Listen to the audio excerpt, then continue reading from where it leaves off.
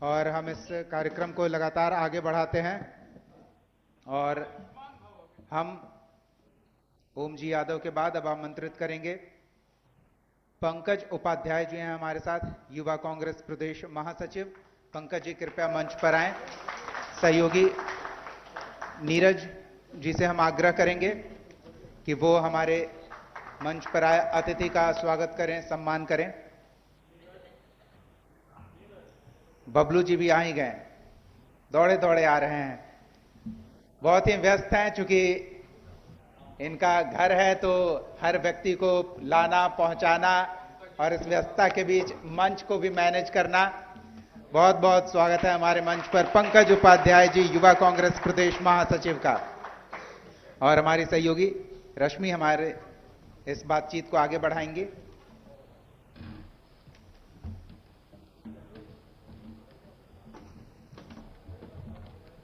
रश्मि।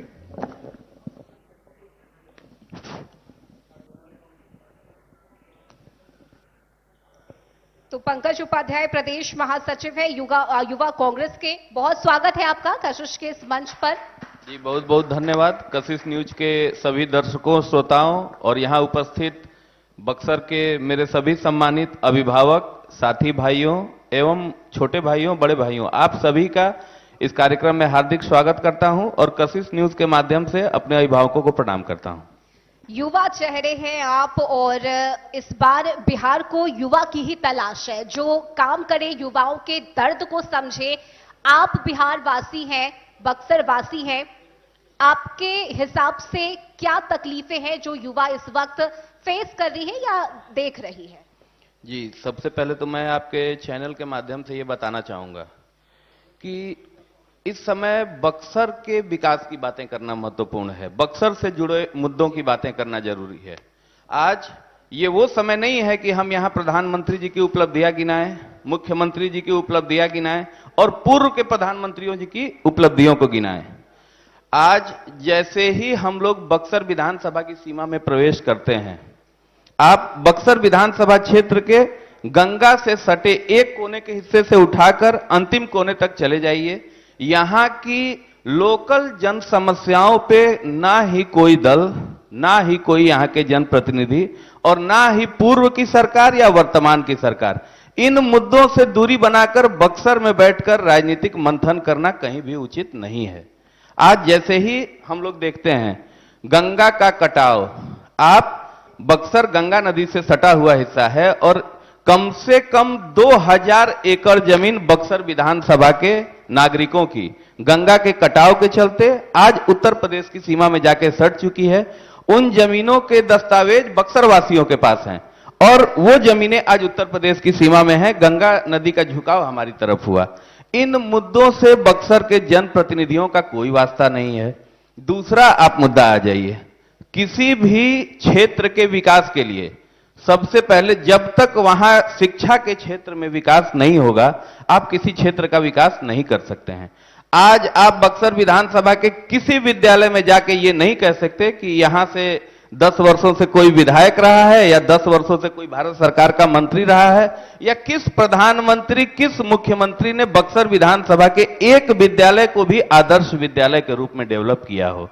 तो कहीं ना कहीं विकास की धारा से बक्सर कोसों दूर है। मान रहे हैं कि बक्सर में विकास नहीं हुआ है? बिल्कुल विकास नहीं है। आगे पहले सभी मुद्दों को सुन लीजिए, क्षेत्रीय मुद्दों पे आइए। आप जैसे ही कांग्रेस के विधायक है यहाँ बक्सर से, आप ही मंच से कह रहे हैं काम पिछले नहीं हुआ, तो क्या फिर लगातार 20 वर्षों से बिहार की सत्ता में बैठे हुए मुख्यमंत्री नीतीश कुमार जी हैं। अभी आपने कहा कि बात बक्सर की होनी चाहिए, फिर आप मुख्यमंत्री पर जा रहे हैं। आप बिहार के संविधान को, आप बिहार के संविधान को उठा के दिखा दीजिए कि किस विधायक को किस गाइडलाइन में यह दिया गया है कि वो किसी स्कूल का निर्माण करा सकते हैं। विधायक अपने क्षेत्र में विद्यालय के निर्माण की अनुशंसा शिक्षा मंत्री को कर सकते हैं, वो विद्यालय बनाने के लिए जिम्मेदार नहीं है। अनुशंसा की है, बिल्कुल अनुशंसा की है। आप उनके पिछले 10 वर्षों की बुकलेट उठा के देख लीजिए। कई सारे विद्यालयों में भवन के मरम्मतीकरण से लेके उसमें लाइब्रेरी से लेके हर चीजों में उन्होंने अपने फंड का उपयोग कराया है। तो ये सवाल आरोप है आपका कि हमने अनुशंसा तो की लेकिन नीतीश कुमार ने काम नहीं किया, लगातार मुख्यमंत्री ने काम नहीं किया। सत्ता में बैठे लोग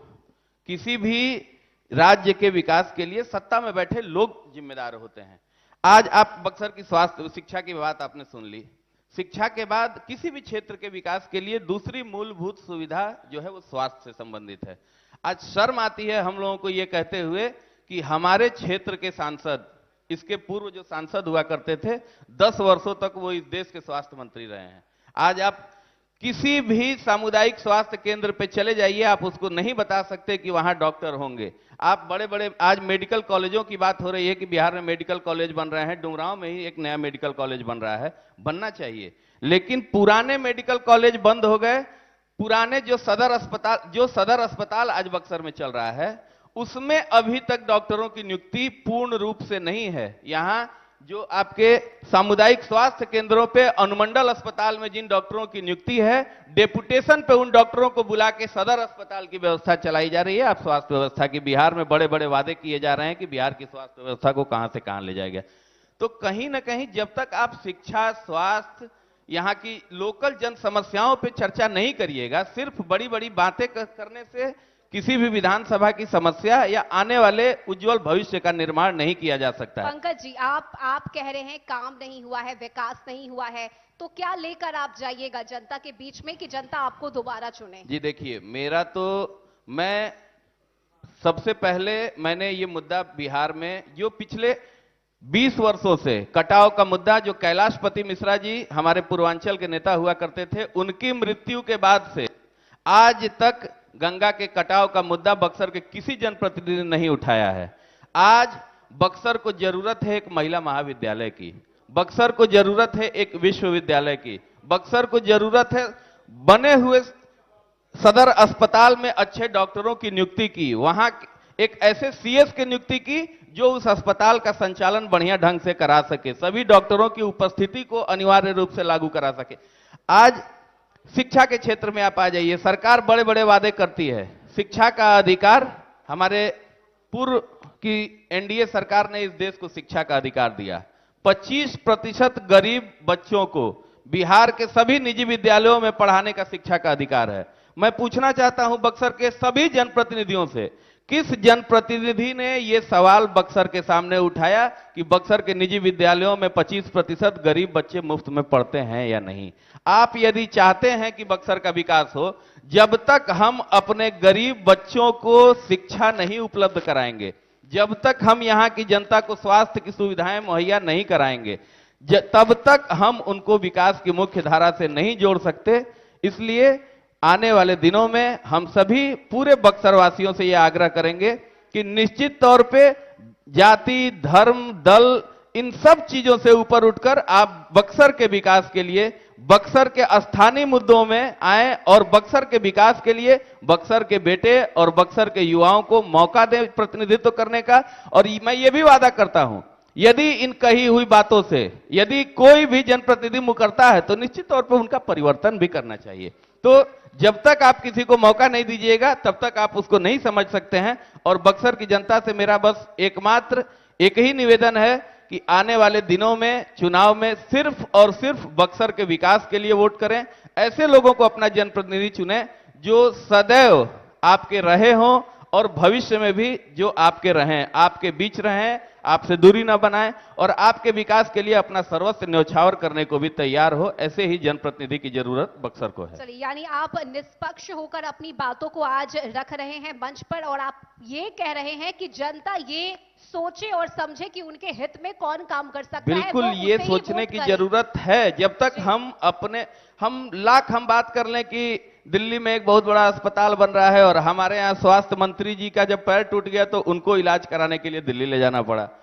अपने भारत सरकार के स्वास्थ्य मंत्री जी का पांव जब बक्सर में टूटा तो उनको तुरंत एम्बुलेंस से रेफर होकर दूसरी जगह जाना पड़ा। तो इससे बड़ी शर्म की बात बक्सर के लिए नहीं हो सकती है। चलिए, ठीक है, बहुत शुक्रिया आपका हमारे साथ मंच साझा करने के लिए और इस बातचीत के लिए, क्योंकि बात बक्सर की हो रही है और बक्सर के विकास की हो रही है। और साथ ही उन्होंने बताया कि जो बक्सर के बारे में सोचे, बक्सर के हित के बारे में सोचे, जनता को उसी को वोट करना चाहिए, उसी को जिताना चाहिए। बहुत बहुत शुक्रिया हमारे साथ मंच पर बहुत बहुत जुड़ने के धन्यवाद लिए। आपका। कशिश न्यूज के दर्शकों और श्रोताओं सभी को बहुत बहुत धन्यवाद। बहुत बहुत धन्यवाद पंकज जी। युवा नेता कांग्रेस की ओर से प्रदेश महासचिव की जिम्मेदारी संभाल रहे हैं और इस चुनाव में महत्वपूर्ण जिम्मेदारी इनके कंधे पर होगी। रश्मि, आपका भी बहुत बहुत धन्यवाद।